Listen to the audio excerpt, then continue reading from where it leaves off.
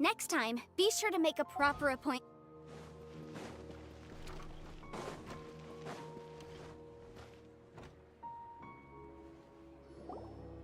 Paimon's trying to remember.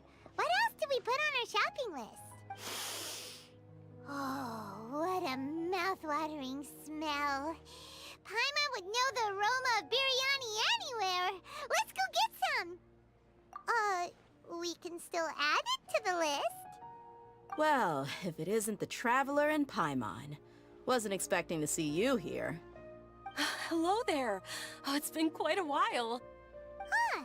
So you two are still hanging out together. Dia, didn't you say last time that you were gonna head back to the desert? I said I was going to resign from being her bodyguard, not that our friendship was over. We're still the best of friends. The Homayanis also still post jobs from time to time. Their pay is always generous, so me and the other mercs never pass them up. I told Dia to just stay at our place when she took one of those jobs a few days ago. My parents were delighted. They even said that it always felt like we were missing someone whenever Dia wasn't around. That sounds like something they would say, all right. They're always so welcoming. Anyway, the job is already taken care of, so I was gonna head back to the brigade as soon as I finished a little shopping. But the master kept insisting, and I ended up staying for another day. You can stay for as many days as you want, Dia. Father hasn't even gotten around to treating you to his best dishes yet.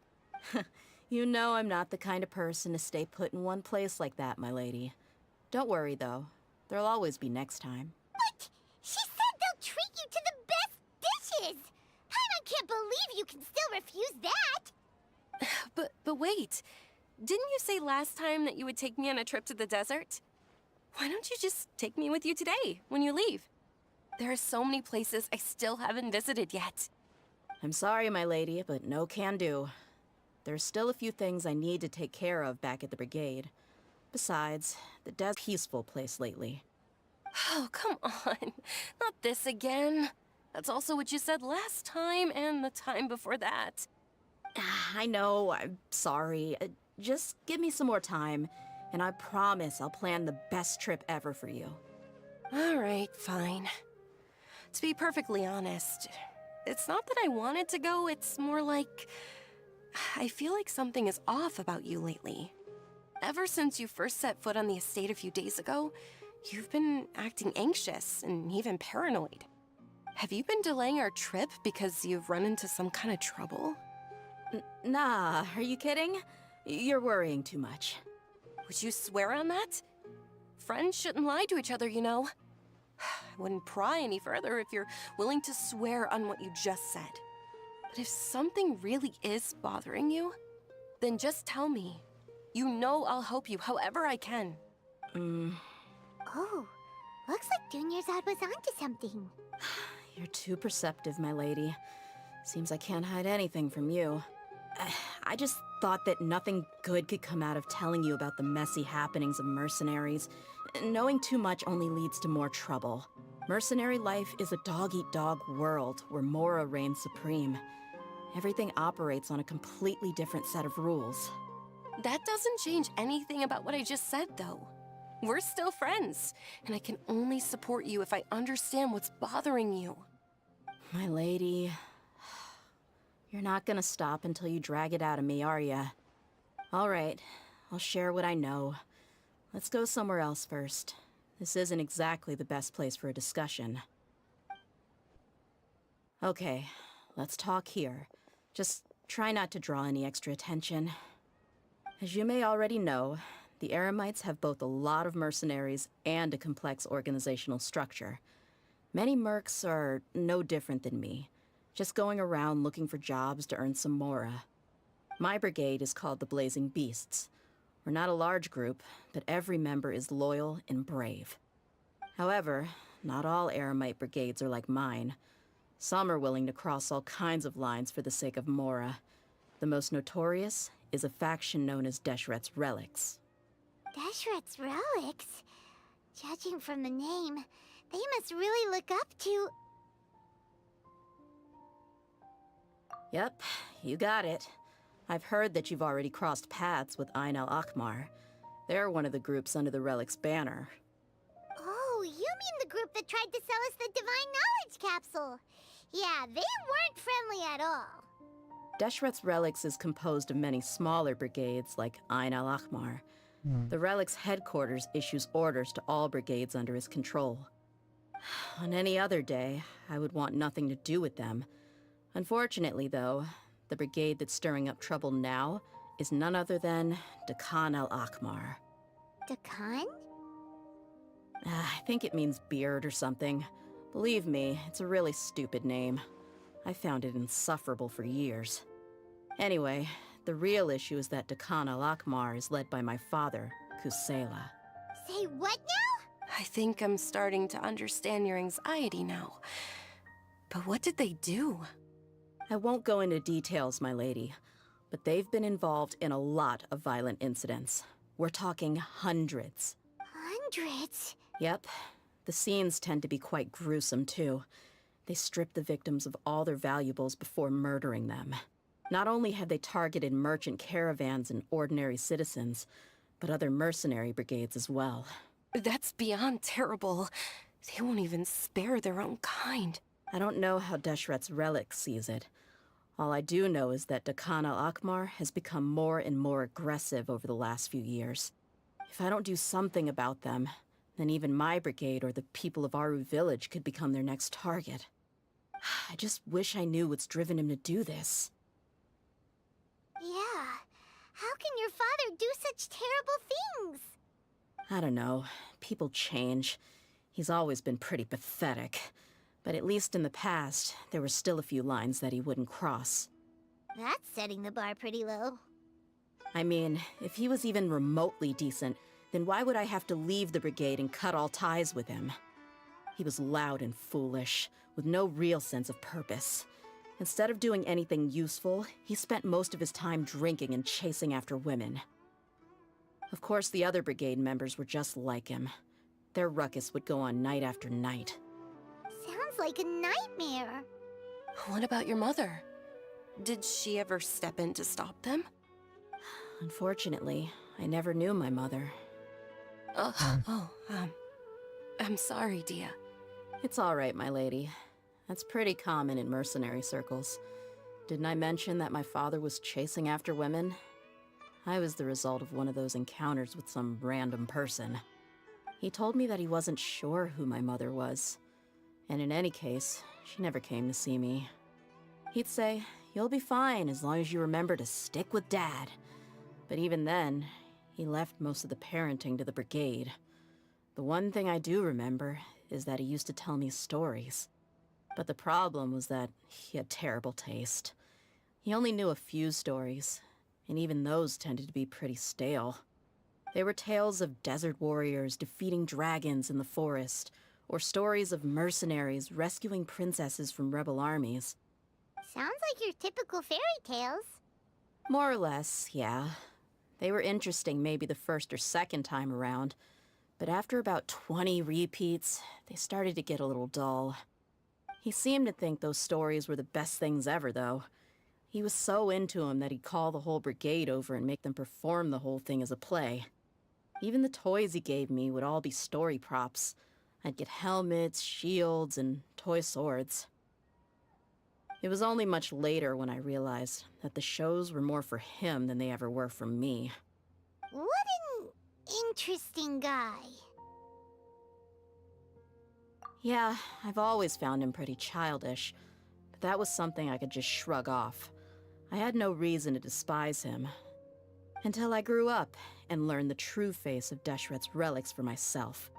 Looting, blackmail, violence, and fraud. They not only accepted such heinous acts, they would even openly boast about them. No one in the brigade was any kind of hero. Instead, my father and his cronies were more like the bad guys that needed to be taken down. Did they really think that as long as they didn't do any of that stuff right in front of me, I would never know? I think I can understand your feelings. The difference between perception and reality must have hit hard. Yeah, but don't worry, my lady. It's all water under the bridge to me now. I had a huge argument with my father and left that place behind for good. I'm not investigating them due to any bitter feelings I still have towards my father. I just want to protect those that are close to me. Yeah, I told the boys to gather as much information as they could. Most of the reports concern violent incidents, but there's also some talk of smuggling. I see. But isn't this investigation incredibly dangerous? It is, but every mercenary lives life on the edge. It's a lifestyle that I enjoy. That may be true, but it'll be impossible for those who care about you not to worry. Well, now you get why I didn't want to share any of this with you. What should we do? They both have valid concerns. Huh? But there's no need for you to get caught up in this mess, too. Well, she's super tough, so if she went into the desert with you, then Paimon bets the problem will be solved in no time. I'm inclined to agree. I'd feel a lot more at ease if you took her along to help. I'll wait for news from you in the city until then. Please, stay safe. I'm honored that you care so much for me, my lady. All right, then let's get moving. Our first stop will be Caravan Rebot, where we can catch up a bit with my fellow mercs.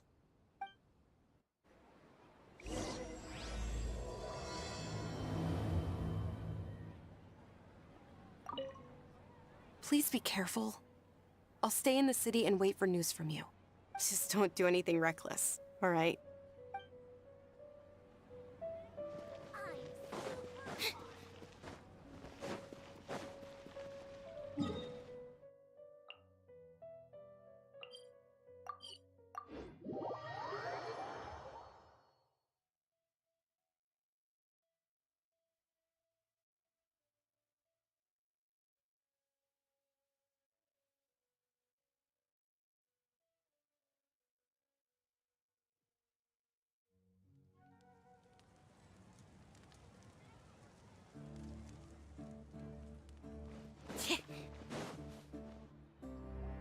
Hey, Dia, you're back. Are these two friends of yours? Yeah. Oh, so you've already become like one of us then. Anyway, since we've got newcomers, let me fill you in on what Dakan al-Ahmar's been up to lately. They've become extremely aggressive. Apparently even their own now have become acceptable targets. They even attack other relics brigades, just the same as any other mercenary brigade. Even the most ferocious beasts still protect their own. But it sounds like they've thrown that straight to the wind. That's right. Once they've collected enough loot off the other mercenaries, they sell it off to a different brigade, or turn to merchants on the black market. A portion of their profits is immediately exchanged for more food and weaponry to be used in their next violent operation. That's terrible. Yeah, and it really makes you wonder why they're so desperate for Mora. A few days ago, Isham and I trailed them for a while, and even disguised ourselves as merchants to conduct trade with them. We were able to learn a few things from the exchange. Rather than saying they're out to plunder and hoard Mora, it'd probably be more accurate to say that they're experiencing an internal power struggle. Wait, a power struggle? You heard me right. The vast majority of their victims are mercenaries from the other brigades of Deshret's relics. If their only goal was Mora, they could have gone after anybody. The targeted nature of their attacks points to a power struggle between the different brigades within the relics. That's the only plausible explanation we have. Unfortunately, we weren't able to find out anything more specific. It seems they're also trying to keep things under wraps. Oh, one last thing we discovered was that over the past few years, as Dakan al-Ahmar became more and more active, Deshret's relics as a whole became a lot weaker. It sounds mighty strange to me too. Harun, you can leave the rest of the investigation to us. Gotta say though, I didn't expect you to go on a whole undercover mission during the few days I was gone. Sounds like you were really putting your necks on the line, no? Nah, it was nothing. We're just as concerned about the situation as you are. The Khan al-Ahmar is your father's crew after all. What he said. Besides, Dia, haven't you done more dangerous things than all of us combined? What we did is nothing compared to your experiences. Yeah. And while they went to talk with Dakan al-Akmar, I took a look at the last camp they attacked. Any survivors of the attack were already long gone. There was nothing of value left in the camp. Ah, Hisham and Khalaf. You're here too. We rushed over as soon as we saw you come into Caravan Rebat. Although this new friend of yours looks a little green behind the ears, I'm sensing a special vibe from her. Now that we know you'll have a capable partner with you, we can also rest easy. Hey, what about Paimon? Feel anything special? Oh, you're also planning to tag along with them? Of course! Paimon is the traveler's most important guide! Oh, in that case, then you'd better take care of her too, Dia. Don't underestimate Paimon! Don't worry about her. She may look tiny and helpless, but she's been through just as many battles as the traveler here. Even if she had only survived on sheer luck, then that alone would still make her quite formidable. I had no idea. I guess I shouldn't judge by appearances. Oh, one other thing, Dia. When you're free, why don't you update the deputy about your upcoming schedule? We held another recruitment event a few days ago, but everyone only came to see the Flame Main. You weren't around at the time, so people were pretty disappointed to only find our crew of rough, unkempt guys. The deputy put a lot of effort into the event, but it was basically for nothing. Only a few people chose to stay, and that really got to him. Sorry to hear that. I'll be sure to bring him some great liquor next time. I left in a hurry and I couldn't make it back in time for the event. Gotta admit, I can understand their disappointment, though. You're our brigade's main selling point, after all. Now, if only the deputy could figure out a way to bring a few more smoking hot members into our ranks. Keep dreaming. Remember the last time I invited a couple gals into the brigade? You all just froze up with your mouths gaping like a bunch of scarecrows. The awkward silence and weird expressions left quite the impression on them. They were originally interested in joining us, but after that, they both told me they were too uncomfortable to stick around. Hey, didn't we agree to never bring that up again? Huh? Wait, are you serious? Why have I never heard about this? I don't think you were part of the brigade yet. Are you kidding me? I missed a once-in-a-lifetime moment like that and you weren't even gonna tell me? All right. We can tell you about it later. Now's not the time. Hey, don't you try to change the subject. You and Hisham get your butts over here and tell me everything right now. Are they always like this? More or less. There aren't many rules or graces when it comes to mercenaries. We're used to just speaking our minds. If someone starts getting under your skin, you just yell right back at them. And if that doesn't put an end to it, then you just challenge them to a fight. But we also don't tend to take many things too seriously. Being direct and getting it all out of your system as soon as things come up is better than keeping everything bottled up, never talking about it. That's also why I never spare their feelings when I talk to them. If I want to laugh, I'll laugh. If I'm angry, then I'll unload on them. It's hard to stop once you get used to it. Though, I can never do that when I'm with the Homiyanis. Hey, knuckleheads! Can you at least tell me the rest of the intel before you go back to your bickering? Yeah, you hear her, Holloff? Told you we gotta focus on the investigation first. I drew up a map. Right here is the spot. There you'll find the merchant caravan responsible for getting rid of Dakan al-Akhmar's looted goods. All you gotta do is wait and ambush them in the evening. They'll have no idea what hit them. Perfect. Thanks for that. Be sure to pass my regards to everyone else in the brigade as well. Will do. You stay safe, Dia.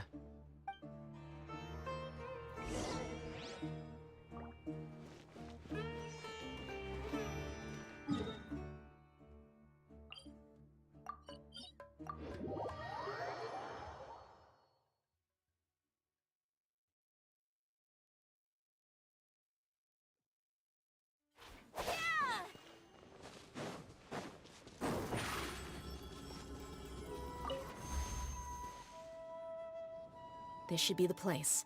Let's find a spot to hide and bide our time. It's gonna come down to a fight one way or another, so let's all be careful. No need to worry. She knows her way around a fight. I'm not worried about that. What I meant is that we probably shouldn't go too hard on the enemy. After all, we still need to get information out of them.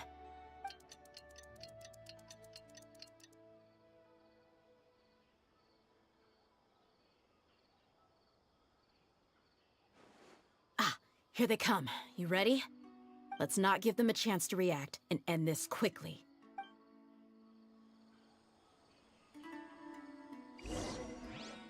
Oh, macam sedih tak?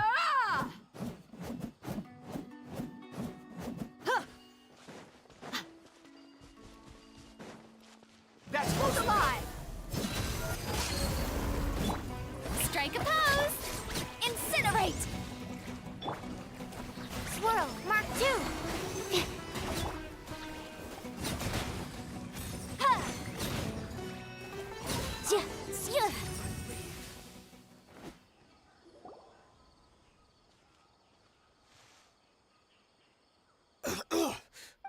You're the Flame Main. Good. That saves me an introduction. All right, time for a little talk. Are you buddies with Dakana Lakmar now? Tell me, what are they after? You know the code of being a mercenary just like everyone else. The first rule is to never divulge key information about our employer. What makes you think I'd talk? That might have worked on an amateur, but I know you're just looking to protect your reputation. Think about it, though. What's your reputation worth if you won't have the other tools you need to succeed in this line of work? Tools like, I don't know, your limbs or eyes? You've got 5 seconds. You might want to think twice about how much your employer's information is worth to you. Whoa! I'm not joking around. We can do this the easy way or the painful way. 2 seconds! I'll save you the trouble. No? Huh? Are you crazy? He tried to bite off his own tongue. Quick, search the area for any first aid supplies. I definitely didn't expect him to go that far. Thankfully, the wound wasn't too deep, and he just passed out from the pain. But why would he be so extreme? I just wanted to test his mettle. You can get a lot of mercenaries to talk just by threatening them. I didn't expect him to be willing to go through so much pain just to deny us some intel. Well, he's out cold for now. We could wait for him to wake up, but maybe it's not a good idea to interrogate him any further. What should we do? Yeah, don't worry about it. It'll be a waste of time to interrogate him again after that. He might just hurt himself again if we start asking. There are lots of goods around here. Let's search the area. Maybe we'll be able to find something. I'm really sorry.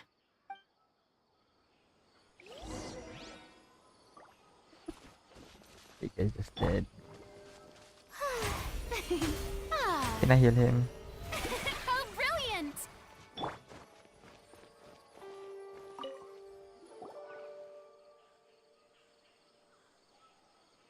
We found a piece of paper with a bunch of names on it. Maybe it's a record of something. Let me take a look. If this really is a merchant caravan, they should have a record of their transactions. Yep. I see an entry for Dakana Lakmar right here. Kusela, Idrisi, Bashar, and Takriti.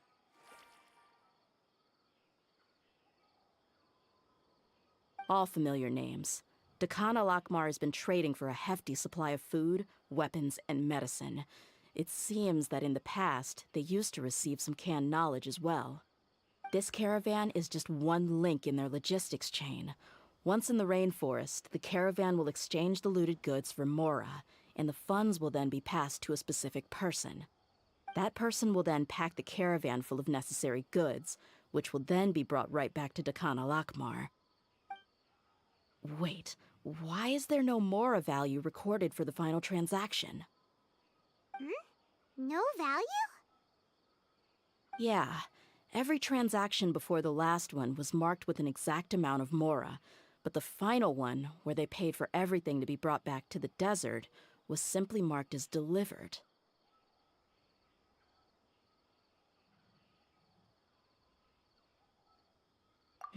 Perhaps. But they couldn't have known how much they would make off selling the loot. Do they not care about profit margins at all? Anyway, the next part's the records of the goods themselves. There are a lot of entries. Everything was probably sourced from the rainforest. Huh? What's wrong? Shazamon Homayani? Homayani? You mean Dunyarzad's family? Could it just be another family with the same last name? I'd be surprised to find someone with the exact same first and last name. Shazamon Homayani is Dunyarzad's father, and the head of the Homayani family. Just what the heck is going on here? I'm sorry, you're right. I'll consider what we found and not jump to conclusions just yet. But what this piece of paper confirms is that the Homayani family has been providing goods to Dakana Lakmar. What if the Homayanis have been kept in the dark and don't know they've been trading with Dakana Akhmar? That's a possibility, but if that was the case, why is this caravan specifically named Shazamon as their person of contact? They could have just as easily bought goods such as food and medicine directly from Caravan Rebat or Port Ormos. Yeah, funding violence and looting. The brigade gets the goods, and he is paid the proceeds from the sale of the loot.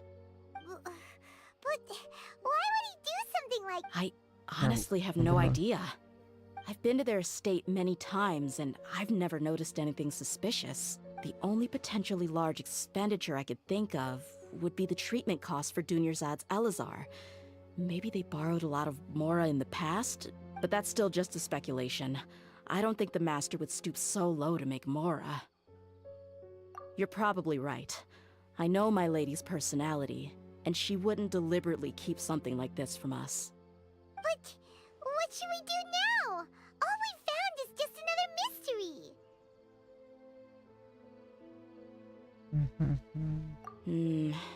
If you ask me, we already have no choice but to confront her about this. I'm not worried. It's too early to make a verdict yet. I still have faith in the Homayanis. Let's go find my lady again. We'll tell her everything and see if she's willing to lend us her support. If we're lucky, we can not only figure out the mystery of this paper, but also follow the trail of breadcrumbs to the people responsible at Dakana Lakmar. Dia, are you sure this is the best decision? What if instead of getting the help we need, we just end up revealing everything we've discovered to the enemy? I've considered that possibility. But even still, I want to tell her what we found. I think I owe her that much. True friendship is built on trust. She showed genuine concern for me when we first brought up the topic. I can't repay her kindness with doubt and suspicion. That's not how I deal with people. You're right. Paimon wants to trust Dunyarzad too. Yeah. Let's pay another visit to Sumeru City.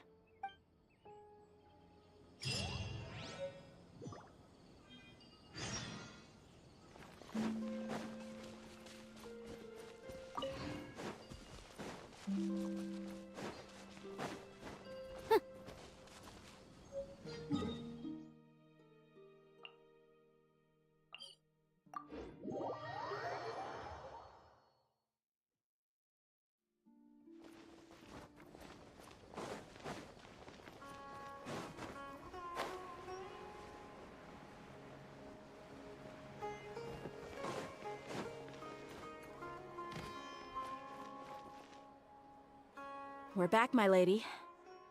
Oh, you're back a lot sooner than I expected. You mustn't have run into any trouble then. Well, how did it go? What did you come up with? Actually, we're still investigating. It's just that we've discovered something strange. I see. The clues you found have led you back here, in the city? Something like that. Yeah. You all look a little dispirited. Whatever you found must not have been very encouraging after all. Why don't you discuss it with me? Maybe I'll be able to say something to cheer you up? It's okay, my lady. It's not so much about me being upset with my father or anything like that. How should I put this? So something is wrong. Even the Traveler and Paimon have been uncharacteristically quiet. On any other day, Paimon would have already waved to me with a smile and shouted, "Dunyarzad, we're back!" So tell me, what happened? Well? My lady, please prepare yourself for what we're going to tell you next. It concerns the Master. The Master? You mean my father? Okay, Father? I understand. Don't worry about me. I'll listen as attentively as I can. My father has been supplying goods to Dakan al-Akmar? Yeah, it makes as little sense to us as it does to you. I've never doubted the Master's integrity, so I'm having a real hard time rationalizing how he could ever support an infamous brigade like them. Maybe he's not actually aware of the full story and just stumbled into the deal by accident. I can't help but agree with the Traveler. Huh? You mean you feel the same way, Dunyarzad? Thank you for sharing all this information with me. Since you've told me everything you know, I should also tell you about some doubts that I've been harboring for quite a while. In the past, I thought that my father hired a bodyguard for me so that I wouldn't run away and get lost. However, there are plenty of capable mercenaries in the Corps of 30. Why did my father go out of his way to hire Dia? About that. Well, the Homayanis really needed bodyguards, so they reached out to the Blazing Beasts. Later, the Master told me that I was one of the best mercenaries he'd ever seen, and that I should stick around to become one of his bodyguards. He offered me a pile of Mora, so I just signed on. Well, but that didn't really answer my question. Just think about it. Why did my father specifically reach out to the Blazing Beasts? Maybe the Corps of 30 just didn't have anyone available, or maybe someone recommended us. I think I get what you're saying. You'd think none of this was a coincidence. Precisely. At first glance, nothing seems strange or out of place. But there are many parts of the story that don't actually make any sense. If my father had always been in contact with Dakan al-Akmar, then it would make sense for him to bring Dia into our house. You mean the goal all along was to get Dia to be your bodyguard? No, that's too much of a stretch. I cut all ties with my father a long time ago. He has no control over my life anymore. But that still doesn't rule out the possibility that your father has still been trying to influence your life without you knowing. So, the Master was not likely an innocent victim in all of this? Sorry we put all this on you so suddenly, Dunyarzad. It's okay, Paimon. I should actually be thanking you. Regardless of his reasons, if my father has truly been funding a violent group of mercenaries, then it's my duty to bring him back to reason. But is that really the right thing to do? My father has committed many atrocities and deserves all the punishment that he has coming to him. I have zero sympathy for him. You may call me an ungrateful child, but my feelings will remain the same. However, the Homayani family has treated me with nothing but generosity and kindness. If we decide to investigate this further, we could end up implicating the entire Homayani family. I would be biting the hand that's fed me over all these years. Dia. It's all right, Dia. If anyone were to ask, you could always just say that I'm the one who instructed you to get to the bottom of this. You don't have to do that, my lady. I'm not conflicted because I'm afraid of taking responsibility. Besides, you're the one we should all be worried about right now. Hey, it's still too early to give up hope. What was the thing about friendship again? Right, yeah, trust! You said that yourself, Dia. Besides, there's no point on getting all riled up before we've confirmed all the facts.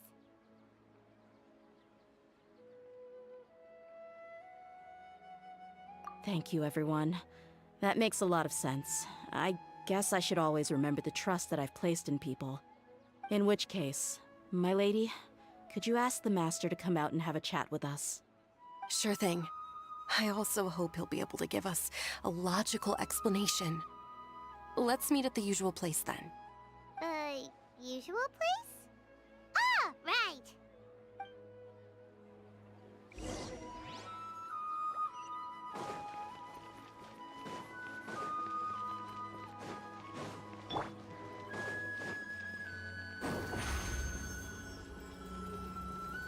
on up!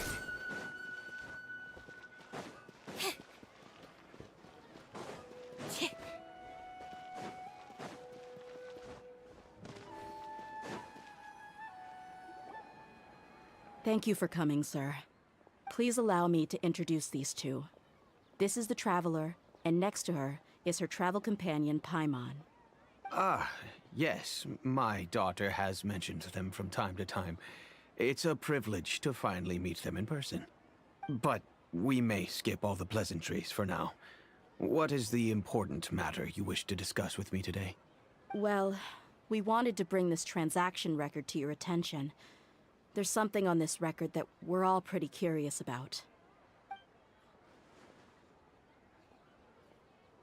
So, that's what you found? Huh. Seems like I can't keep everything from you much longer. If you wouldn't mind, we'd like an explanation. Well, it's a long and difficult story. And to be perfectly honest, I'm not sure if I'm doing the right thing. What I do know, though, Dia, is that the truth will bring you no solace. If anything, it will likely cause you a great amount of anguish.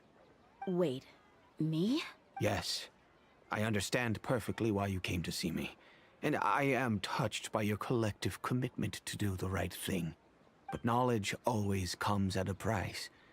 And sometimes, as they say, ignorance is bliss. Your father, Kusela, and I both believed that. Of course, you have the right to seek and learn the truth, but I must warn you. The facts of this matter may reduce everything you've built for yourself into sand, blowing in the wind.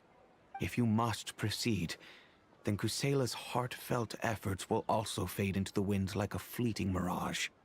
His heartfelt efforts? I'm sorry, sir, but I'm not sure I follow. I've made it this far in life without a single drop of my father's support. I have my own ideals and ways of looking at the world, as well as people and causes that I've chosen to cherish and fight for. None of these things have anything to do with him. I came here today to support you as the head of the Homayani family. No warning will change my stance on that. I understand. Then let me tell you a little story. Our family once needed to take a trip to the desert when Dunyarzad was just a baby. Along the way, we were attacked by bandits. They had superior numbers and quickly overpowered our bodyguards. When all seemed lost, a group of passerby Eremites lent us their support. Those Eremites were Kusela's brigade, Dekan al-Ahmar. Kusela's men told me that the attackers were Eremite mercenaries, just like themselves. I was shocked. Why would Dekan al-Ahmar go so far to save us and not spare the fellow Eremites? Kusela was grinning and walked over to play with baby Dunyarzad. She was startled by his unfamiliar face and nearly started crying. Really? I never knew. He said that he had no particular reason to help us. He just took pity on us because he had a daughter about the same age. We started talking about our children, and I sensed that he was a devoted father. To repay his kindness, I hired his brigade to help out at our estate for a time, and offered everyone generous remuneration. So, that's what happened.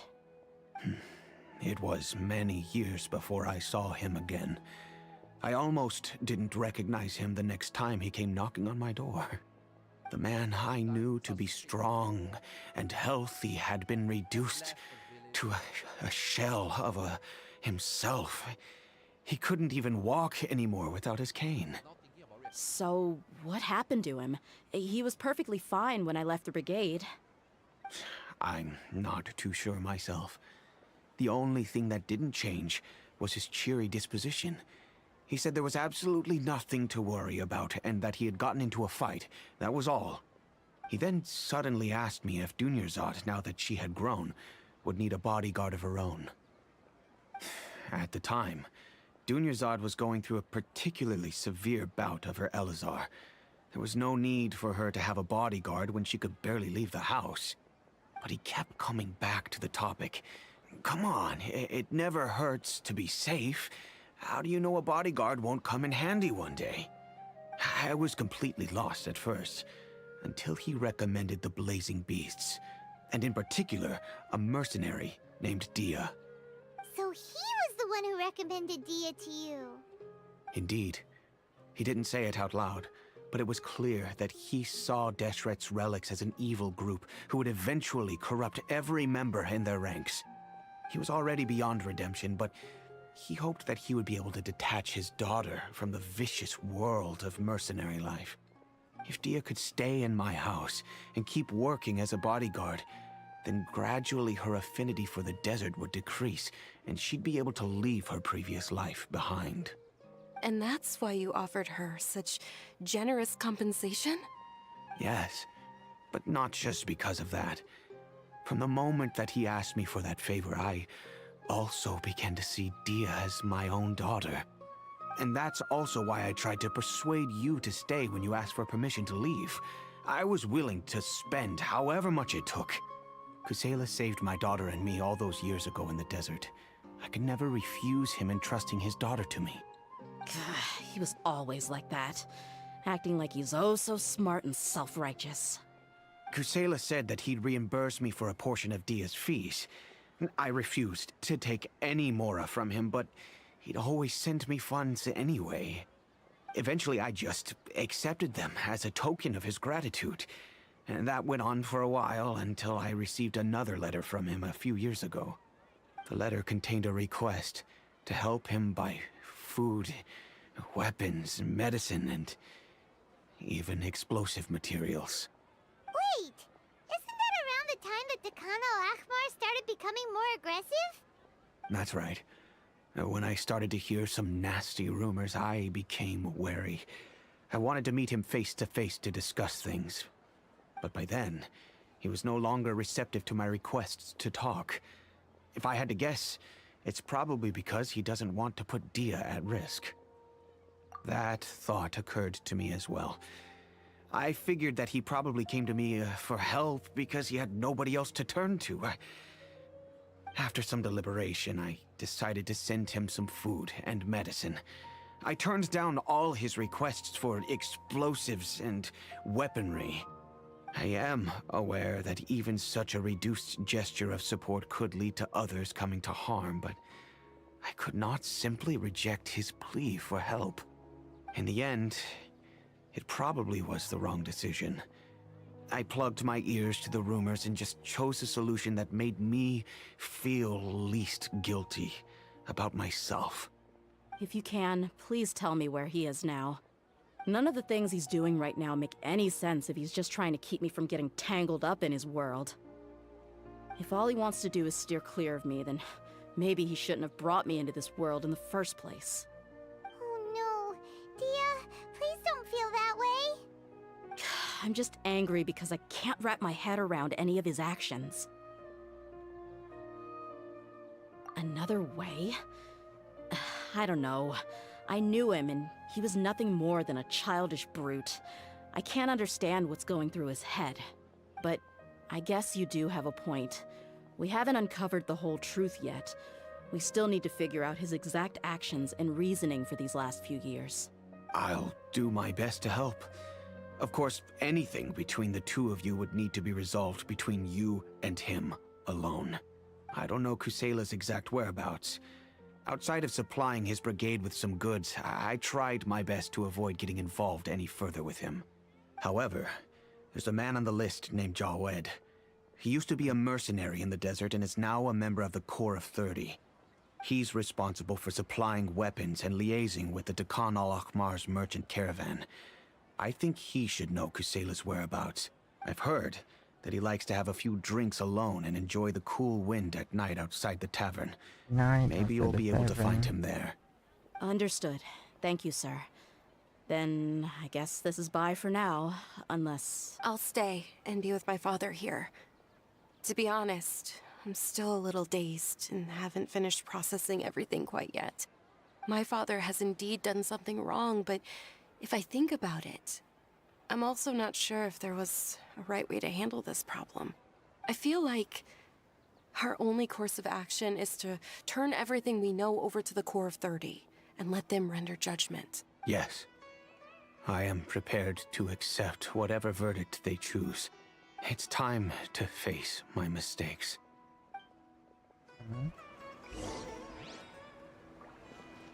Oh.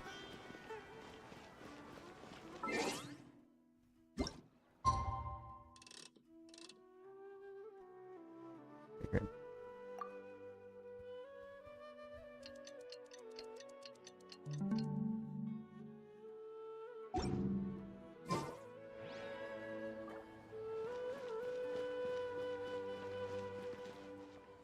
Seven. Huh? Who are you guys? I know what you've been up to. Smuggling weapons to violent brigades in the desert while working for the Corps? Pretty bold, if you ask me. Shh! Keep your voice down. How do you know all that? Come with me. We should take this elsewhere. I'll be happy to talk things over once we're somewhere private.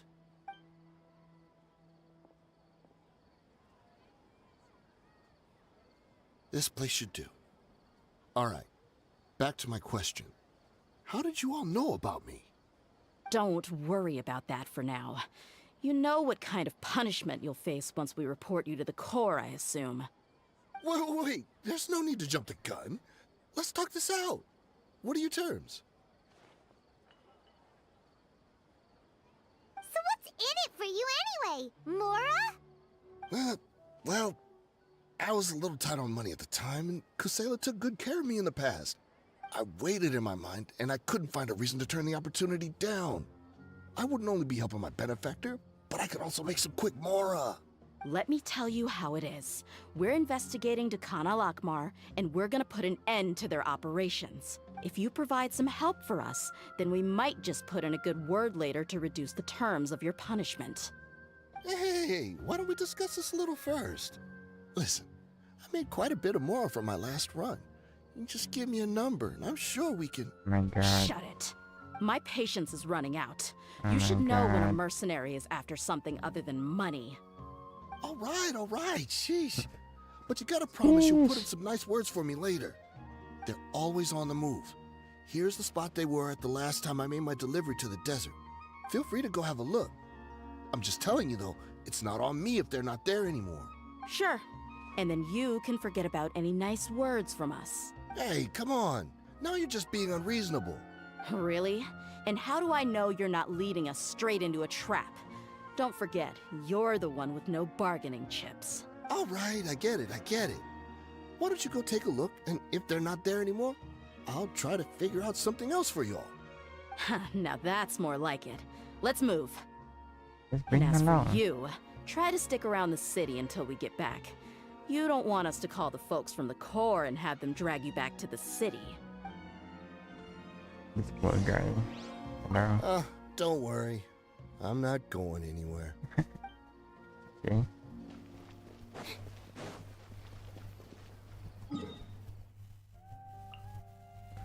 Oh god, I know it is unlocked.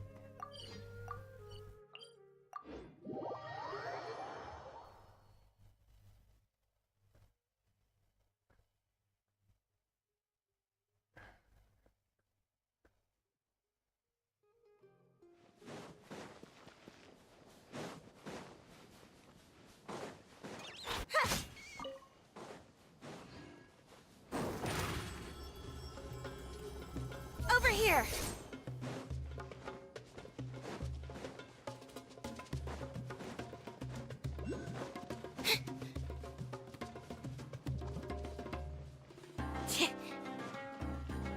Taking to this guy. Okay. Step on up!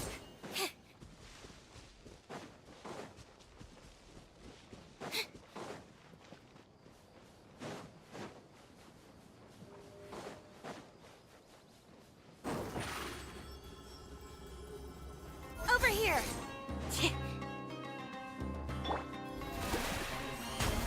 Motion to compel!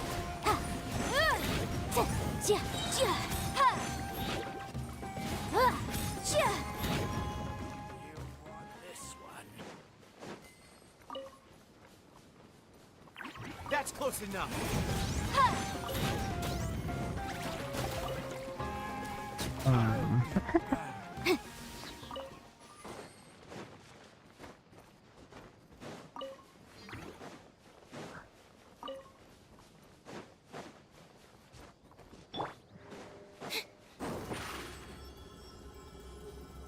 Surprise!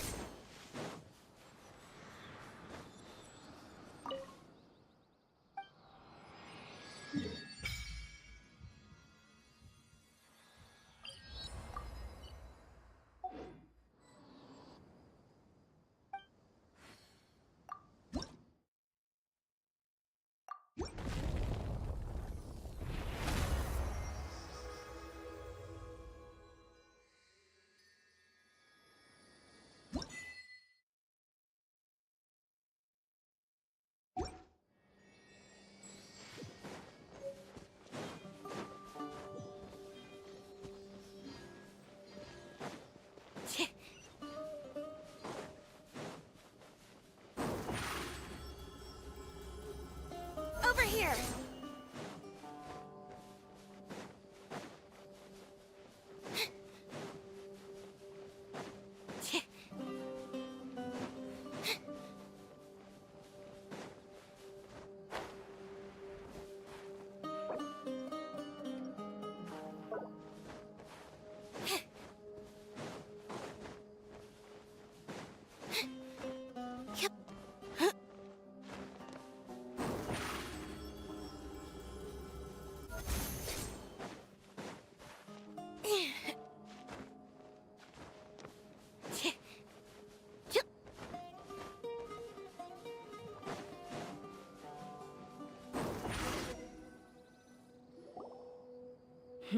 Seems like we're in luck. That should be their camp right up ahead. Let's go. We'll finally get to the bottom of this ourselves. I'm here to see Kusela. Tell him to get out here. Tia, why are you here? Yoo-hoo! Animal test 6308.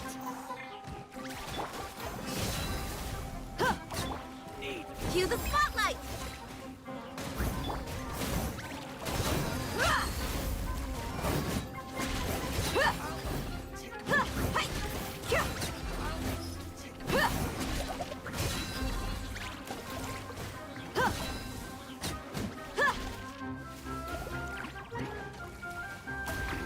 Oh my ult. Give me my ult.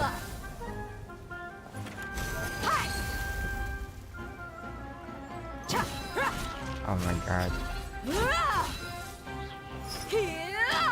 Haven't you all done enough? Did you see me wash out? So are you also here to stop us? Stay out of this. It's got nothing to do with you.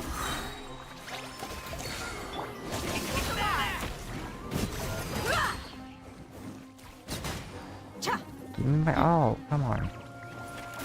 Good. Please. You asked for it. Why is it so slow? Oh, she's so strong. Enough fighting. We all know each other, and I don't want to take things too far. Just bring Kusela to me. There's no use hiding him anymore. Did you understand a single word I just said? Or do I need to bash your skull in some more? All right, everyone, let's all just calm down for a second. Dia, the boss can't come out and see you anymore. He died a long time ago. What? Did I? Seems like you've been out of the loop for a while. Guess that's for the best, though. At least, that's what the old man wanted. When did he die? What happened to him? A few years ago, Kusela broke up Dakan al-Ahmar and went to the Deshret's Relics headquarters by himself. So is that when you guys started acting up? We would prefer to call it taking revenge. Every last person in Deshret's Relics must pay in blood for what they did. Let me start from the beginning. Dia, do you know how the head of the Relics maintained order internally? Overwhelming strength and unquestionable authority? Those were a part of it, yes. But just those on their own weren't enough. They had another tool at their disposal. They called it a person's record. Regardless of whether they joined by their own will or were coerced, every person in Deshret's relics were forced to leave a record of themselves at headquarters. Whether it be their deepest sin, some unforgivable act, or their most immoral exploit, the records served both as a symbol of loyalty and the perfect material for blackmail.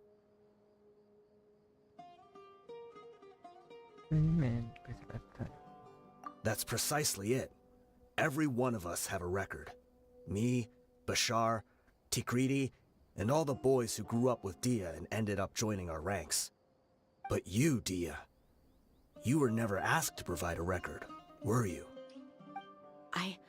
I never even knew this was a requirement. You were probably the only person in all of Deshret's relics who didn't know about it.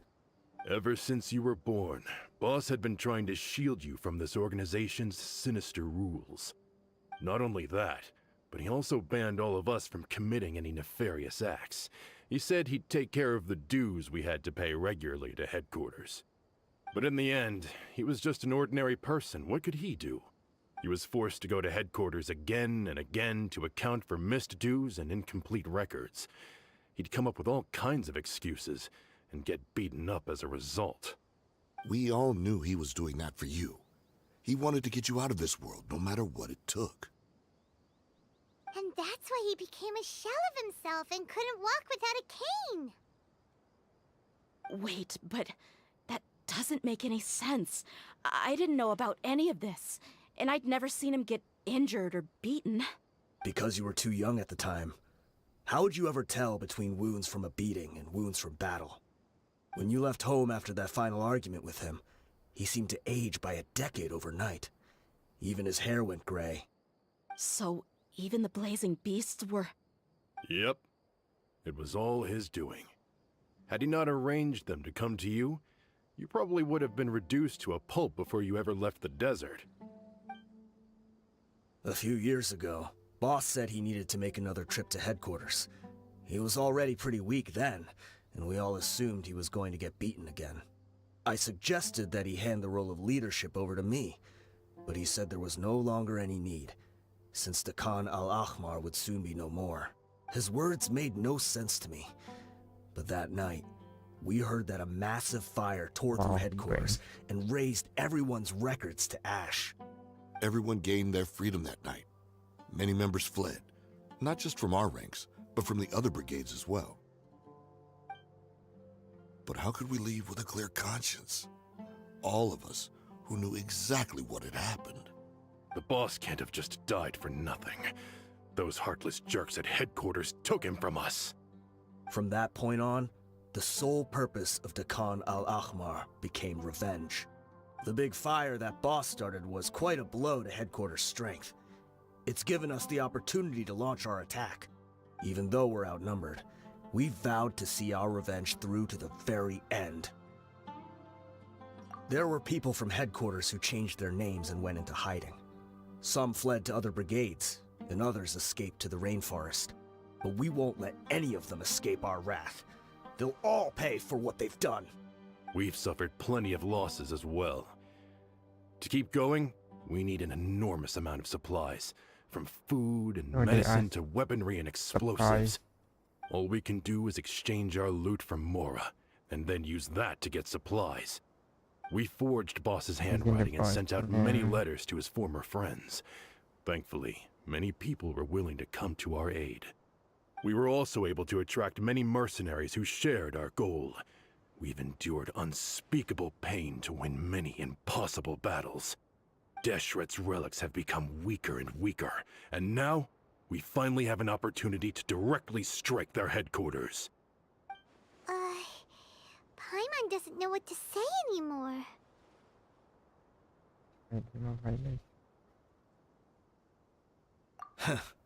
We do know right from wrong, but we were sinners from the very beginning. We do not deserve the freedom that the boss won for us with his life. Boss always loved his old-fashioned hero stories. Those tales about sacrificing yourself to save the world. We used to always laugh at him for it.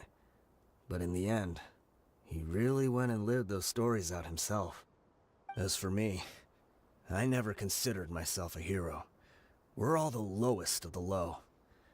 We have no right to even imagine such an existence. But maybe those hero stories he liked foreshadowed everything that was to come. The spirit of the hero touched all those he had saved, and more people joined his cause. Maybe we were all just acting along with the play in the beginning. But as we acted the parts and recited the lines, we were drawn in. And now, we want to see the story through to the end. I'm sorry, Dia. I know you always found us insufferable ever since you were young. Just think of this as a madman ranting. I'll go with you. Huh? Dia? You wanna go with them? I grew up with these guys, and I know they're not bad people. It's just that some situations get so bad that it's difficult to tell good from evil. All I know is that Deshret's relics must be destroyed. Furthermore, I want to go see the place for myself.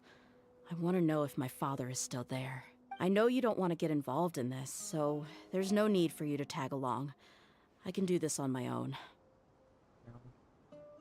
Yeah, Paimon feels like we'd only regret it if we don't see this through to the end. Thank you. We'll be a lot stronger together with you. I bet Boss would lose his mind if he ever knew you'd join us at the very last moment like this. Considering all the losses and injuries we sustained, we can't afford to turn down someone as powerful as you. He can think whatever he wants. But the fact is, I owe him this much.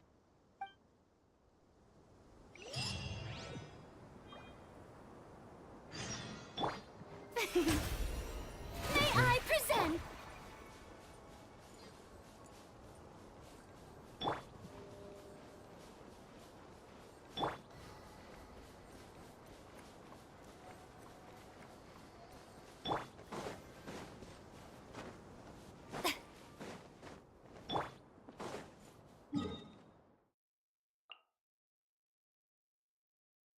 Listen.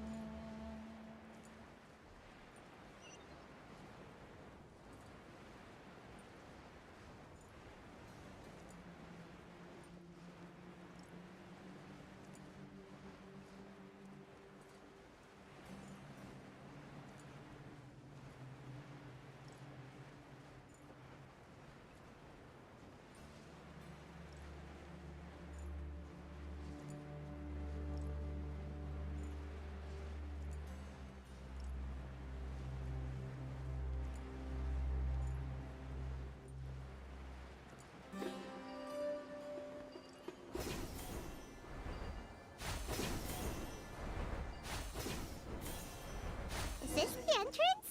We sure didn't run into much trouble on the way here. Should be. I don't think they have enough manpower left to post guards and defend their perimeters.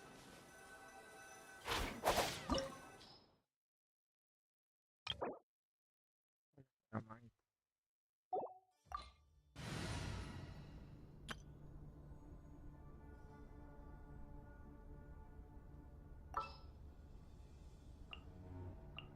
Take heart. Victory will be ours.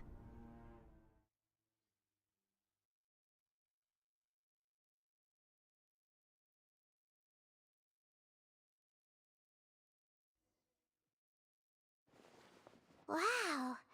Paimon didn't expect it to look like this on the inside.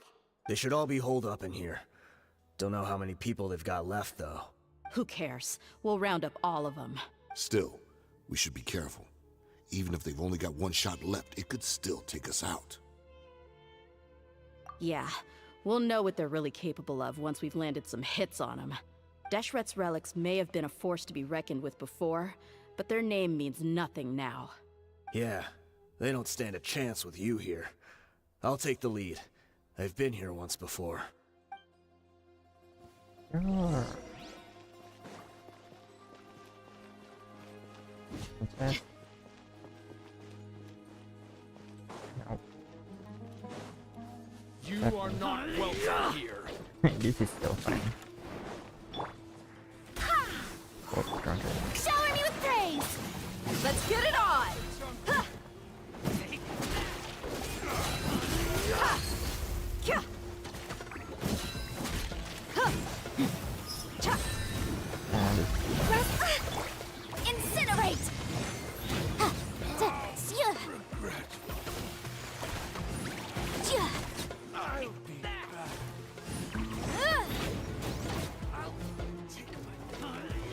Ta! Strike a pose! Inadmissible evidence! Boom boom! Ha! Ha! Sya! Sya! Ha! Look alive! Hi! Ta! Sya! Incinerate! Sya! Ta! Ha! Sya! Feeling lucky today? Shower me with praise! Time to shine! Barbados, guide us! You're dead meat! Oh, that's good. This way, follow me. We're almost there. Wait!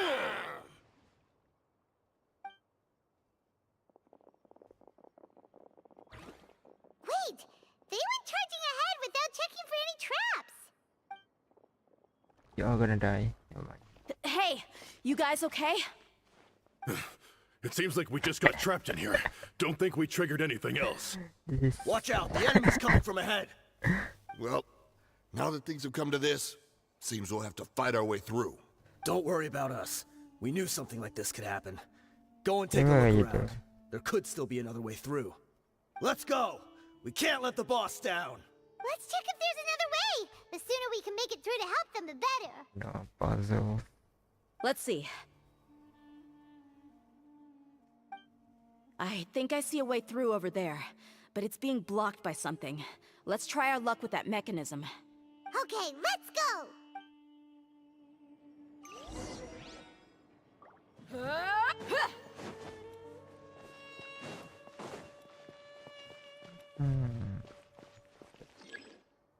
Just say hi and cut out the lights and maybe stop you.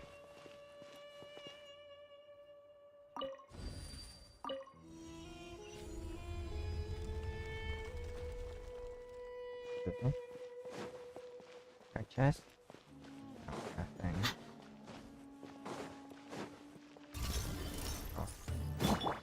Go as one! Yoo-hoo! Wow, I killed them nothing. Hold the line! Sya! Ha! Sya! Sya!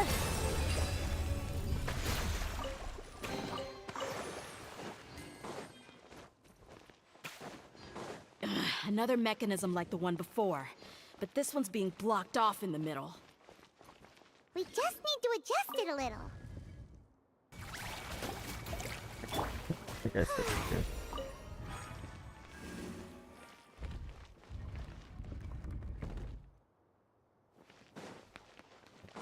Taking this thing.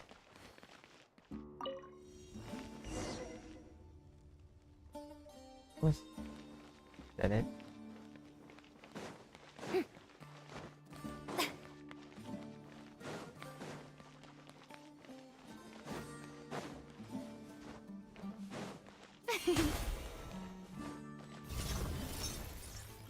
Shower me with praise! Allow me! Boom boom! Time for your arraignment! Ta! Ha! Ha! Ja! Motion to compel.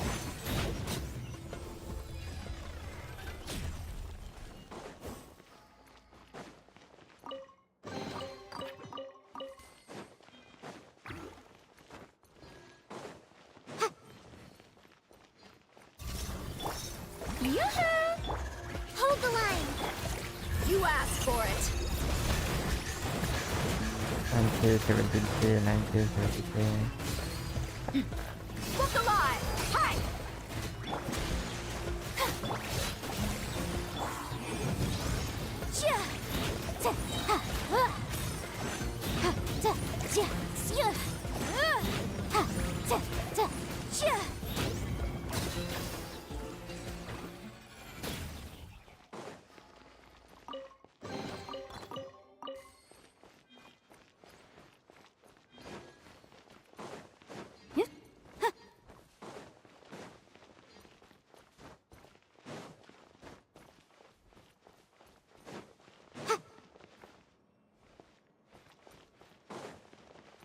Puzzle. Alright, that's puzzle.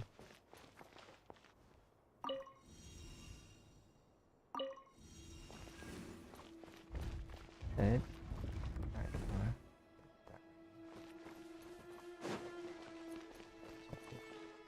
Puzzle.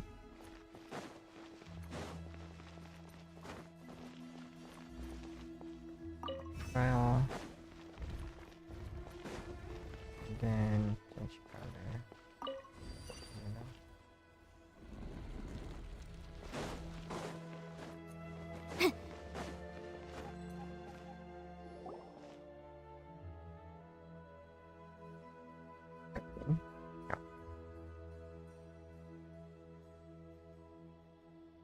I wasn't expecting anyone to make it through from the other side. But as a desert dweller, I suppose we should be used to our folks defying all expectations. Don't waste your breath. You have nowhere to run. Run? Had I wanted to run, I would have fled 1,000 times already. I witnessed the golden age of Deshret's relics. Even if I could leave this place behind, all that awaits me now are endless days of humiliation and ruin. Even now, my brothers and I still believe in one thing. The greatest should never live to remember their fall. So you want to go out in a blaze of glory? Let us draw our weapons! We will show them the true power King Deshret bestowed upon his followers. They are but two, while we hold within ourselves the entirety of the relic's glory. Wave 1, charge! Eliminate them!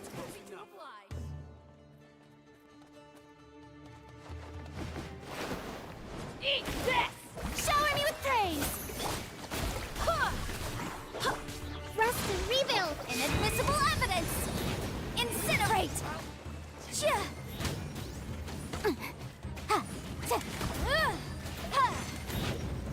I'll be back.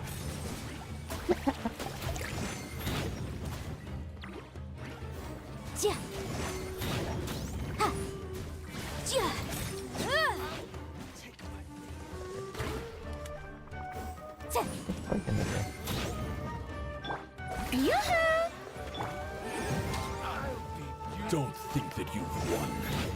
We're just getting started. Oh my god, I didn't mean to do that. Motion to compel.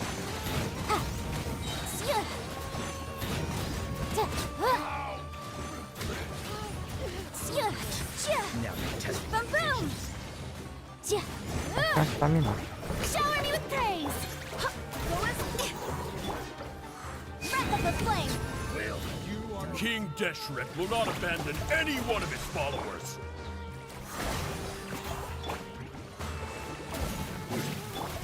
Let's get it on! Ha!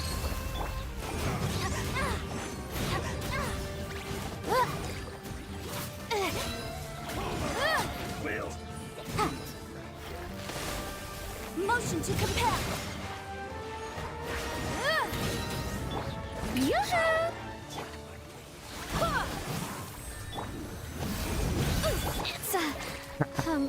Jerry. Why am I so bad? Hold the line. What are you doing? Brothers! With me, this is where we'll prove our faith. Do you all just want to die? None of us plan to leave this place alive! Lord of Sand, your sacrifice is ready. Your golden slumber. The commander has finally fallen. But they're still coming at us. This place is like a gladiator's ring. They just keep coming no matter how many we beat. Yes, keep fighting! There's no need to fear, and no need to back down! This is our last stand! When the next wave comes, try to draw away their attacks. I'm going to see if I can take out that high platform. There are people. So, wait. Get out of my way! Come and face me, Michel! Ugh, so they've broken through the... Apologies, Lord Michal. They fight like absolute madmen. No matter how much we throw at them, they just keep coming for more. Well, kick him.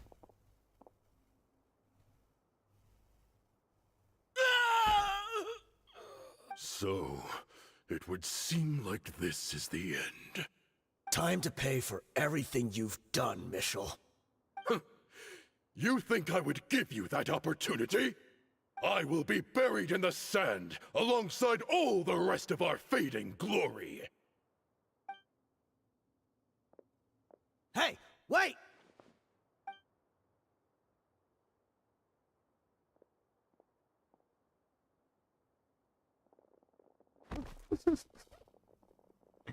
The running animation is so good. We were too late. It's over. There's no more need to fight. But if you're still going to cling on to your so-called mercenary's pride, then I'll give you all a good beating as well. Look at this chat. Hey, Dia! I found the mechanism. I'll get you all back up here right away.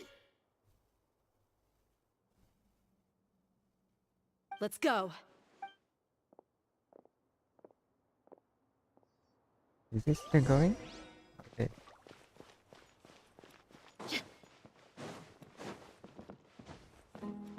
Yeah, it's so cool. Okay.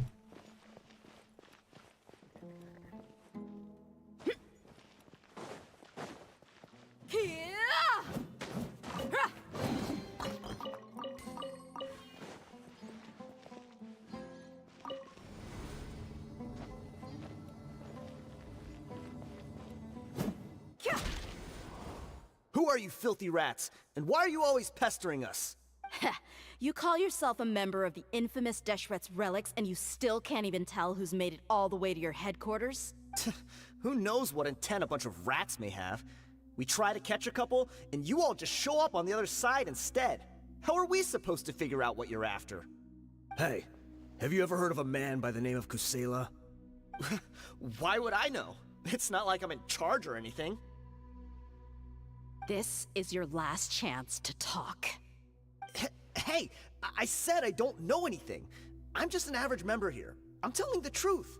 If you're here to find someone, why don't you look through the records yourselves? Who can remember every name and face with so many people coming in and out every day? The irony. His life became a light for so many, yet to others, it wasn't even worth remembering. Where's the records room? Answer me! It's right over there. All the files are in there. You can go through them as much as you want. It's not like any of them still matter anyway. I mean the old records room. The old records room? You mean the one that got burned down? Kusela. Ah, yeah, I remember him now. The guy who could hardly walk. Watch your mouth. That's our boss you're talking about. He was definitely faking it. We all let our guard down as soon as we saw him come hobbling in. But in the short time it supposedly took him to take a dump, he'd already gotten away and started a fire in the records room. He couldn't have possibly outrun us if he wasn't a fraud. And after that, Deshret's relics fell into complete disarray. Stop wasting our time. Every one of us here is perfectly aware of what he had done. Tell me, where is the old records room? It's just over there. Go see it for yourself if it means that much to you. There's nothing left in there but ashes. No human could ever survive that kind of inferno. Bashar, Tikriti, let's go. We'll leave the others here to guard these guys. Spare them no mercy if they try anything.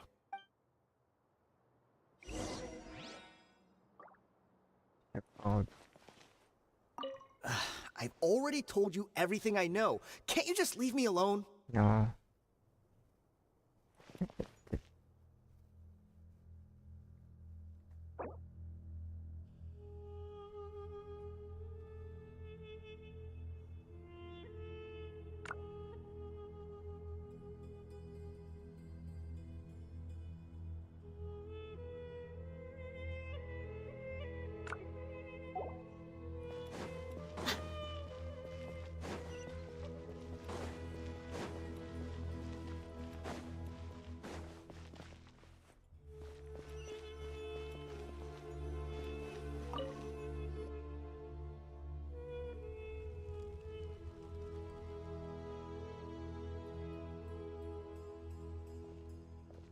So, this was his final destination. How did he do it? Getting past all the guards with a limp and sneaking in here to start a fire? If he was nimble enough to do that, then he must have been able to get out of here after starting the fire, right? Tia. I'm sorry. I know it's just wishful thinking. Let's look around. Maybe we can find something that's been left behind.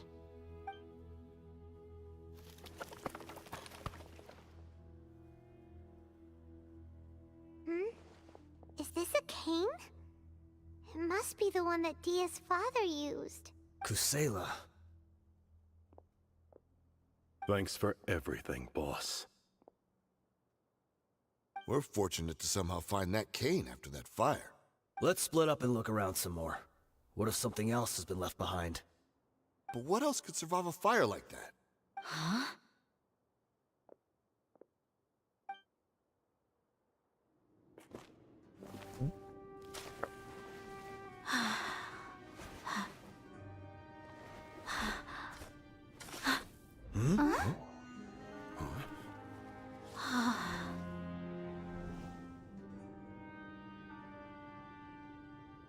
Thought so. Wait! Isn't that the toy sword you played with as a child?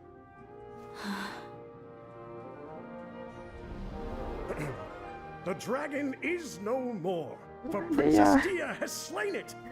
Its head now hangs above the city gates. Her bravery has brought eternal peace and prosperity to us all. Dia, come on.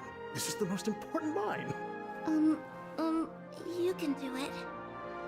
But Dia, you defeated the dragon. Everyone's waiting for your speech. Still too shy, huh? All right, I'll do it. I hereby proclaim our victory. Evil shall plague us no more.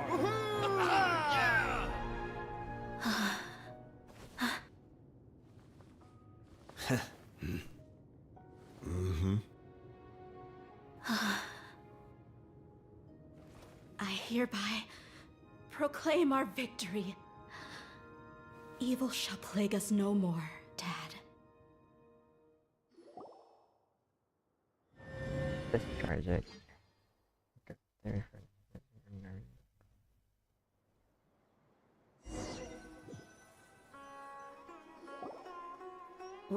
What's this? Drinks. Don't you remember? You asked Paimon what she would do if she were to wake up tomorrow with loads of money. And Paimon said that she would get boatloads of tasty snacks. You looked super confused at the time, but said it was an adorable thing to say. These opportunities don't come by often. So today, Paimon's gonna treat you to a special crash course on Paimon's life philosophy. Hey, come on! Paimon's not that stingy. Anyway, the point is that you should eat to your heart's content. You'll feel better for sure once you've gotten something in your tummy. Junior Azad will also be here shortly. She's already heard that we're back. Aw, thanks, you two. Honestly, this is very unlike me. I just had a lot on my mind on our way back, so I didn't know what to say. My chest was filled with all kinds of intense emotions. They just shook me even more than all the feelings we've shared during our previous adventures. But when everything came to an end, those emotions also vanished without a trace, and I was left feeling more empty than ever before. It was as if I'd lost the thing that was most important to me. Yeah, you're right. To many mercenaries, Mora is the most important thing in the world. But perhaps to us, it's the most worthless thing of all. Idrisi and the others all used to say that they would quit if there was no Mora to be had. But when it came to avenging my father, there was no Mora to be made anywhere. My reality shattered when I found out that the father who always told me hero stories was in fact a bad guy. But look at me now. Am I any different? Despite all my promises about never forgiving him and never trying to understand him, I still went to such lengths to find out the truth, and nearly even shed tears for his sake. We're hypocrites. All of us. Yeah, you're right. It's just a pity that we often only recognize our true feelings after it's already too late. You're back! Are all of you alright? Ah, there she is. Yeah. Many people from the Corps of 30 came over, and I just wrapped up everything with my dad. All I can do now is wait for their verdict. Huh? Dia, you're looking quite down again. Paimon will explain. A lot happened while we were gone. I'm sorry. I really should have controlled my emotions better. I just... It's all right, my lady. You were hurt by all of this as well. Truth be told, I'm starting to feel a little guilty watching you cry like this. But Dia, your pain must be even worse. You shouldn't need to comfort me. Hey, don't worry about me. If anything, this whole thing has finally shown me the difference between illusion and reality. My father probably thought that people could settle into new lives as long as they moved to a new environment. That thought has even crossed my mind a few times. It's like saying, what's wrong with adapting to a new life? However, there was always something deep within my mind that refused to accept it. This impulse brought me great turmoil, and even made me feel ashamed for turning my back on your father's kindness. But now that I consider it again, it all makes sense.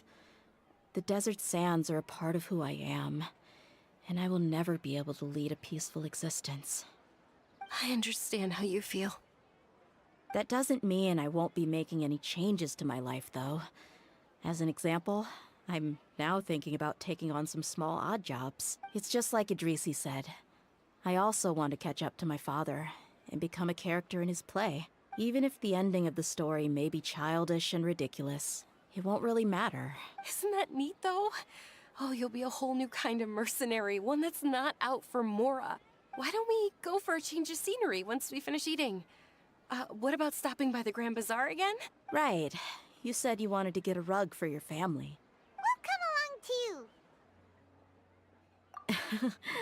I can't thank you enough for taking care of me this entire time.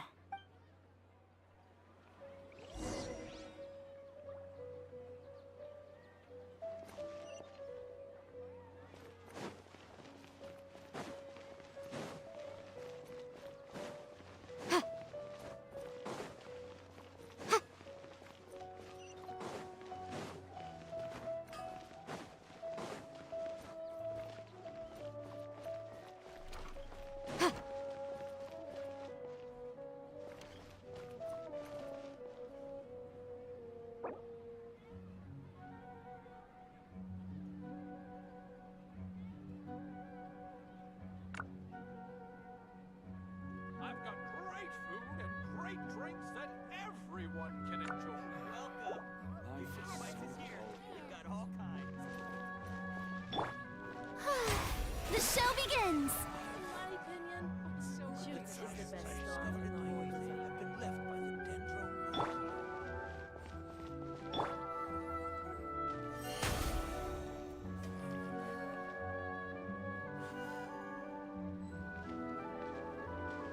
Oof.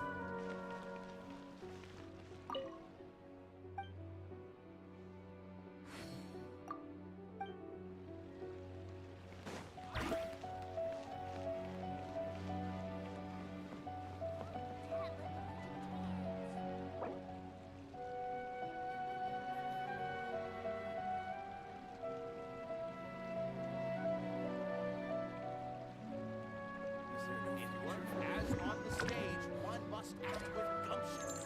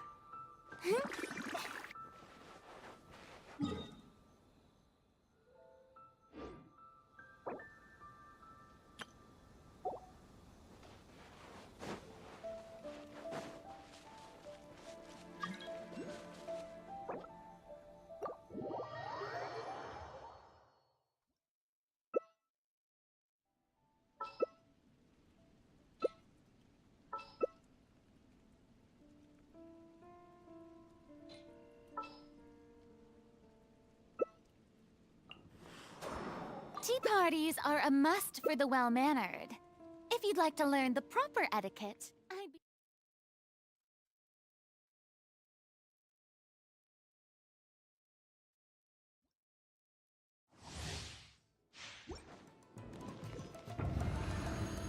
Ah.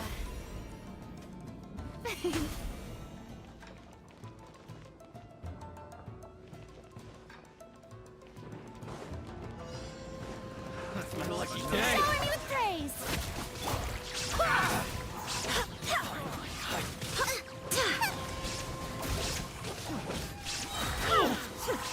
My play.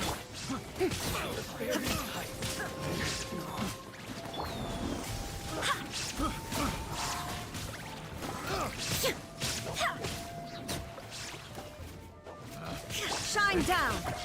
Now you shall perish!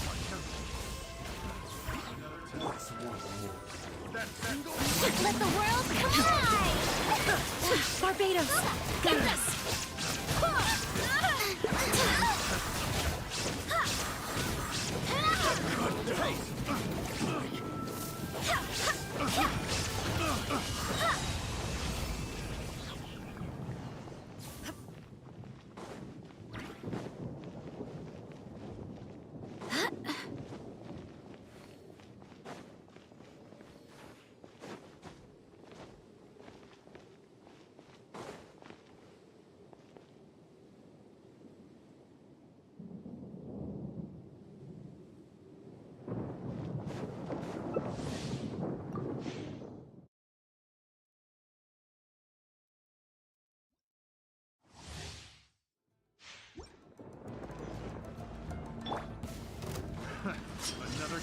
Let my name echo in song! Yoo-hoo! Wind, hear me! Very frog.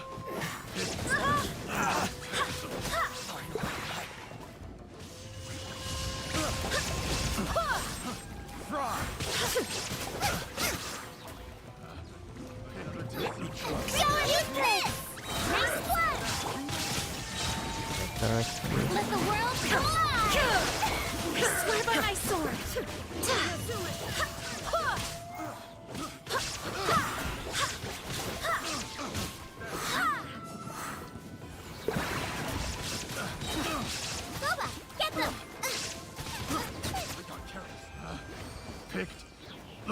test subject.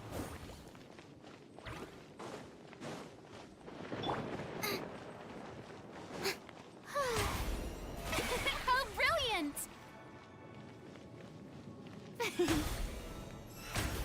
Ah.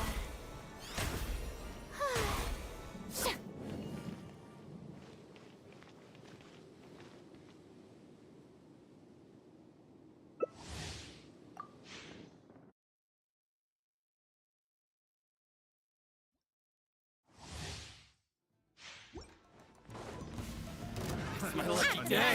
Let my name echo in song! Yoo-hoo! Wind, hear me! Now you shall perish! The fairy.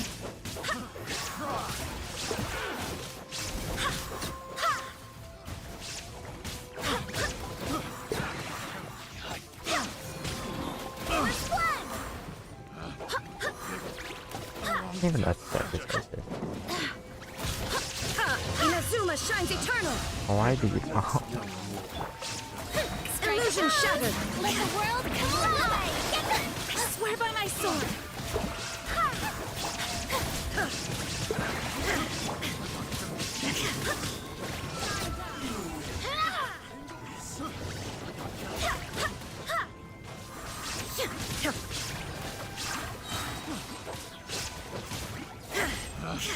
Picked the wrong test subject.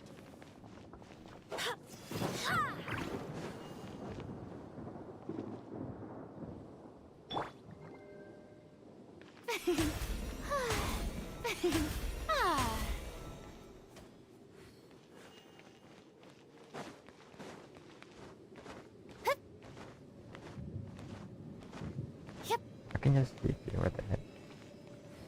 Never noticed that.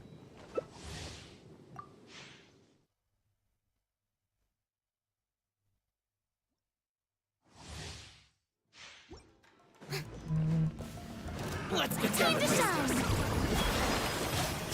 Barbados, guide us! Go as one!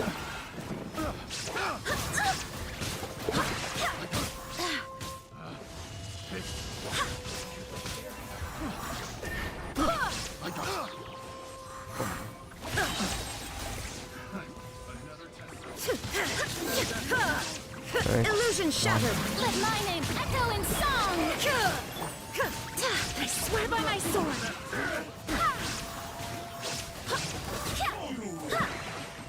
Picked the wrong test.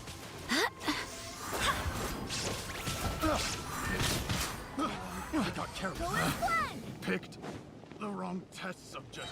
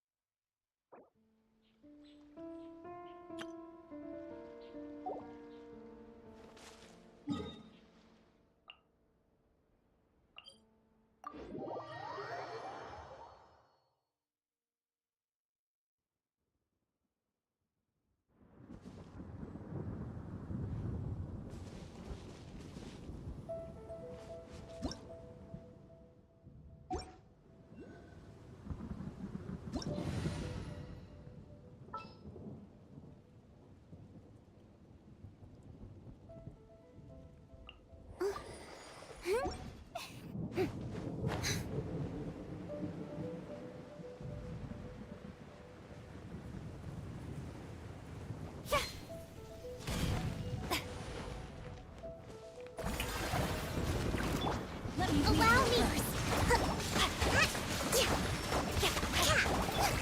Time to shine! Taurus, I'm refuge. Boba, get them.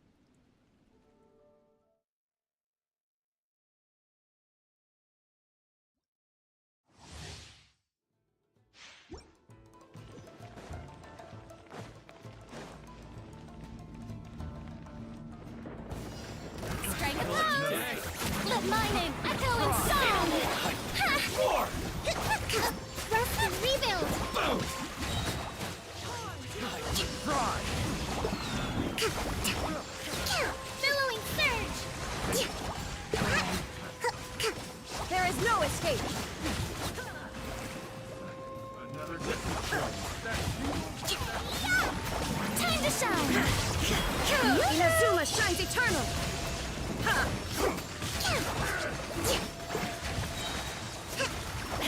What are you doing? Shine down!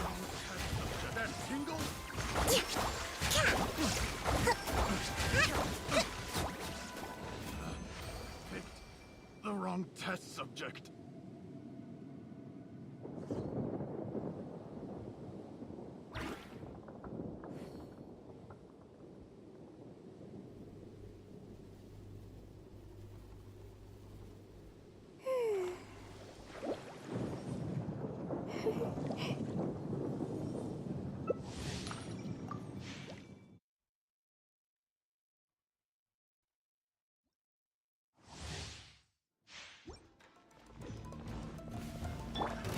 Illusion! Let the world come alive! Allow me, nice and spicy! Race you! Covenant of the Deep!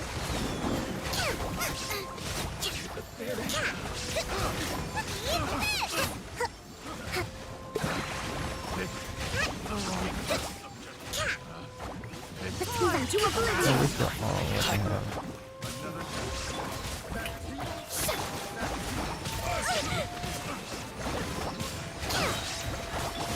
Let my name echo in song! Torrent, bring refuge! Inazuma shines eternal! Look on the page.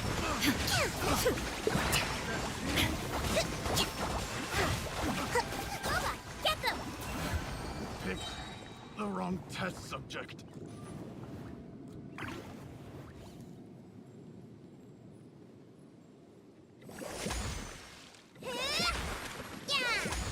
Yeah.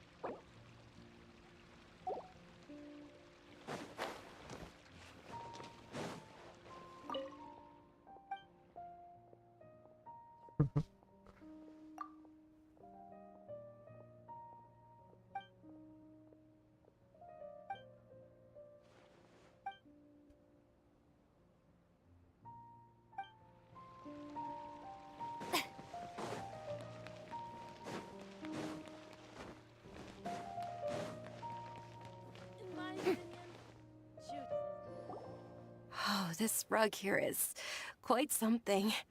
The craftsmanship is exquisite, and the fabric is also of high quality. Ah, here you are. Finally, I found you. Hey! Aren't you that mercenary who bit his tongue? You can still talk? Wait, are you here to take revenge on us? What are you talking about? Do I look like I could take you all in a fight? I just came You here to relax. give you something. I'll be on my way to give I can myself up even to the core after this. Once I woke up, I hurried to the Khan al-Ahmar's camp, hoping to alert them to your presence. But when I got there, I found no one except the members who were still too injured to move. Ah, so you probably got there after us. Yeah, they told me that they had exacted their revenge, and everyone had turned themselves in to the authorities. Even that last camp was not going to last for much longer. I had joined the cause to repay an old favor from Kusela. Now that everyone's already turned themselves in, I might as well do the same. One of the injured members gave this box to me and told me that it contained some of the old man's last possessions. Everything left in the camp will get confiscated, so I figured I should get this to you before the Corps could get their hands on it. Thank you. No worries. We are all just living our own truths. There's no need to comment or judge anyone for it.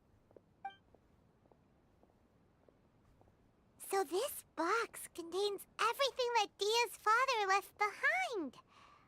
Huh. It feels lighter than expected. Well, back in the day, the first thing he did with any Mora was spend it on things like drinks and meat. But let's see what's inside. What's this? It's just a bunch of junk. Ugh, it kinda stinks.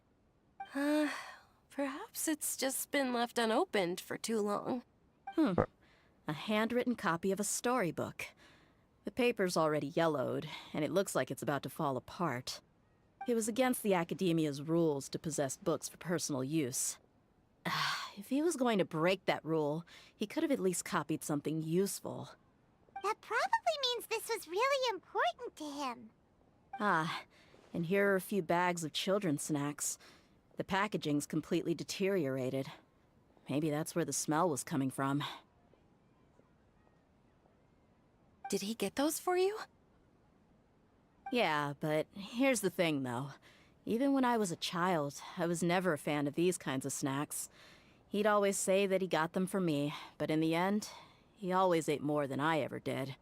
Who even leaves snacks in a box like this anyway? Isn't that just common sense? Forget it. Let me see what else is in here. A razor, some buttons, some round iron tiles, a wooden toy puppet, a wool scarf, which from the looks of it probably belonged to a woman, and a hair clip? Why are these things here? I'm suddenly feeling a little scared. I'm sorry, my lady, but this is just the kind of man he was. He probably saw this box as some kind of personal trash heap and dumped any and everything in there. 2 empty liquor bottles. Tell me, you guys, are these the kinds of things that a normal person would leave behind? Huh? There's something in the bottle! Oh, you're right. All right, I got it out. It seems to be a piece of paper with some writing on it. The bottom part's all damaged from moisture, though. Let's hope the writing didn't smudge. I was suddenly seized with an urge to write a letter after finishing this bottle. I just folded it up and left it in the bottle, though. If I end up forgetting about it, it won't really matter. To Dia. It's a letter for me? It's all right. I'll just read it out. If he went to the trouble of writing a letter, there must have been some important things that he wanted to say. Or at least record down. My condition's becoming worse and worse. Can't even walk without a cane anymore, much less go out and have fun. Guess I don't have many days left. If you're reading this letter, then I suppose I'm already long gone. You were adorable as a baby. Everyone loved you. And regardless of whether you were crying or laughing, everyone enjoyed having you in the group. But once you grew a bit older, you were no longer nearly as happy or cute. It's probably the guy's fault. Can you believe this guy? He can point the finger at himself. Anyway, back to the point.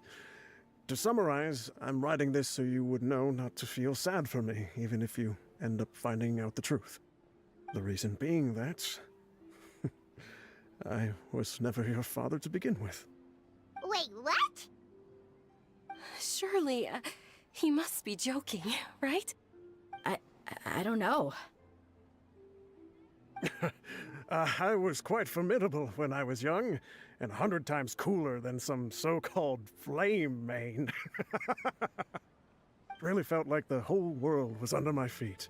With just a teeny tiny bit of effort, I felt I could rule over the entire desert. But as fate would have it, I went out into the desert for a drink one day, and discovered a baby in the sands. It was you.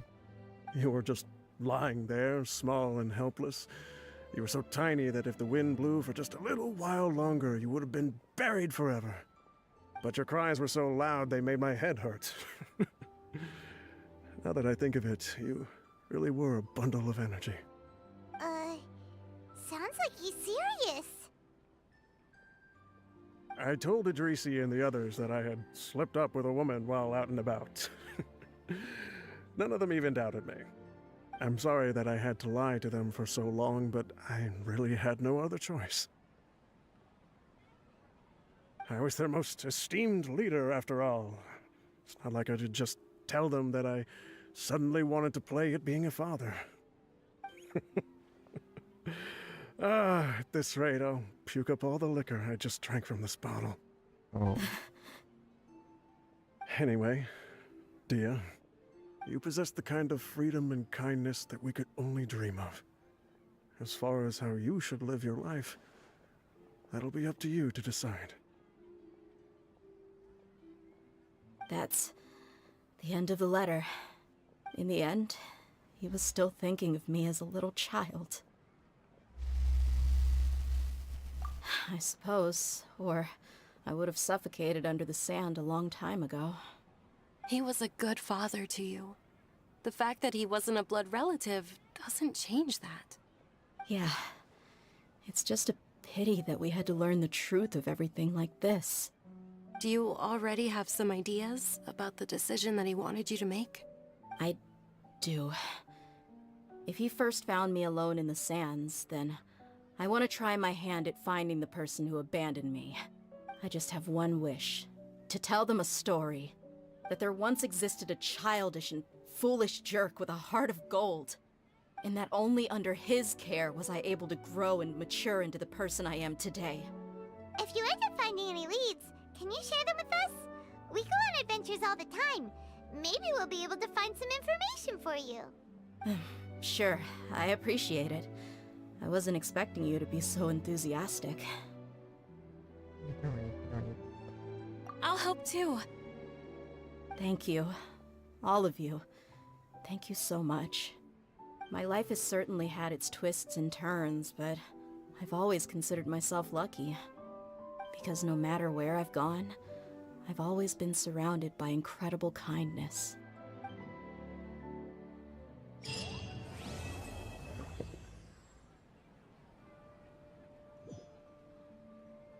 Why am I not doing that?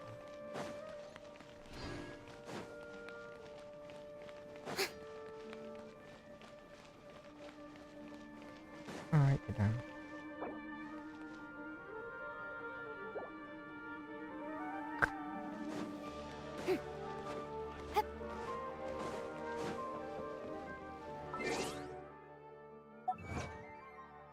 Again.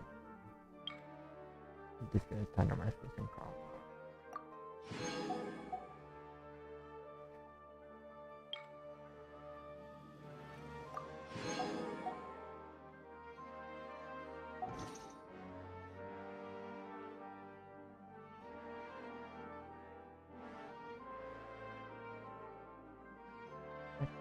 Control.